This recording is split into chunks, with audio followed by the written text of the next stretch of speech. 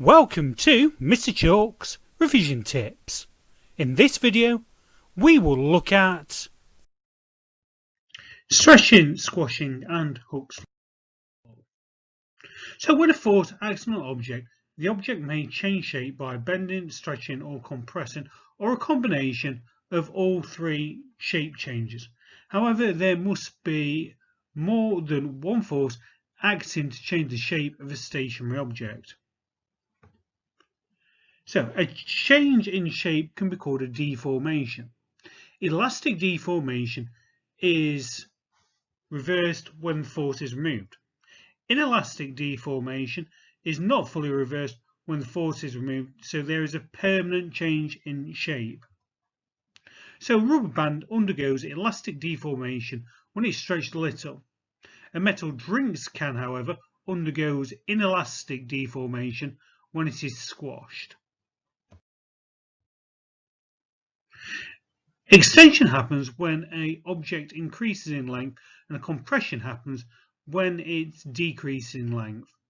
The extension of an object can be seen in things like a spring. Right, one equation that can be used to see this is force applied to a spring is equal to the spring constant times the extension. So if we go and look at this in a question, so what is the force applied to a spring with a spring constant of 10 Newton meters when it is stretched 0.5 meters? So we'll go and work it out by 10 times 0.5, which would give us 5 newtons. And we can see from the graph on the right hand side that as the extension of the spring is increased, the force needed to do that will also increase. So another example, so when a force is applied to a spring, the spring extends 0.12 meters. The spring has a spring constant of 25 Newton meters, so if we're calculating the force applied, we just go and put those numbers into the equation, which would give us an answer of 3. Spring constant is a measure of the stiffness of a spring up to its limit of proportionality or elastic limit. The limit of proportionality refers to the point beyond which Hooke's law no longer applies or is no longer true when stretching a material. The elastic limit of a material is the furthest point it can be stretched or deformed while being able to return back to its previous shape. Once a material has gone past its elastic limit, the deformation is said to be inelastic. So the higher the spring constant, the stiffer the spring. The spring constant is different for different elastic objects. So for a given spring and any other elastic object, the extension is directly proportional to the force applied. So when an elastic object is stretched beyond its limit of proportionality, the object will not return back to its original shape.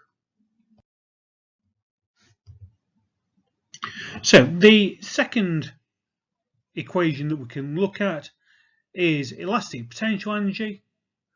So that's worked out by 0.5 times by the spring constant times by the extension squared. So if we look at an example of how much elastic potential energy does a spring store when it's compressed by 0.2 meters, we're going to do 5 times 0.5 times by 0.2 squared, which would give us 1 joule. We can also go and work this out and use a graph. So the graph shows the extension of the spring. So the spring has a spring constant of 3 Newton meters. Calculate the elastic potential energy when 50 grams is added to it. So you'd go read up from 50 grams on the graph over and measure its extension, and then go and put those numbers into our equation. So our elastic potential energy will be 0.5 times by 3 times by 0.25 meters squared, which would give us a energy of 0.094. If we look at the required practical, where we go and look at Hooke's law, this is how it can be carried out. So we start off by securing a clamp stand to the bench using a G-clamp or a large mass at the base. So using the boss, we can go and attach 2 clamps to the clamp stand. Attach a spring to the top clamp and a ruler to the bottom clamp. Adjust the ruler so it's vertical with its 0 level at the top of the spring. We measure and record the unloaded length of the spring. We then hang a 100-gram mass onto it and record the new length. We then add a 100-gram mass to the carrier and record the new length, and repeat this until we get up to about 1,000 grams. You can then go and plot these results onto a graph so you can see how mass is affecting how long a spring stretches. Thanks for watching.